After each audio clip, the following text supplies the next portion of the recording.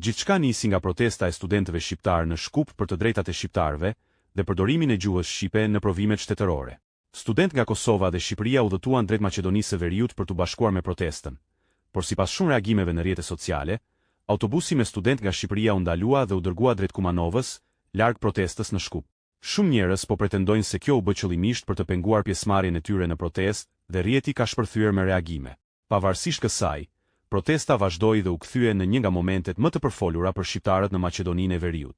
Në mesin e gjithë kësaj vëmendjeje ishte ambasadori Denion Mejdani, i cili prej kohësh shihej nga shumë shqiptarë si një nga diplomatët e rrallë që ishte afër komunitetit shqiptar dhe reagonte hapur për çështjet e tyre. Por vetëm pak orë pas protestës, interneti u mbush me lajme dhe pretendime se Edi Rama ka vendosur ta largojë atë nga posti. Peticioni i Mos e largoni Denion Mejdanin po shpërndahet me shpejtësi dhe shumë shqiptar po e quajnë këtë një goditje politike pas protestës në Shkup. Disa thonë se po heshtet një zë që mbështeti shqiptarët në Maqedoni. Të tjerë thonë se kjo është thjesht rastësi.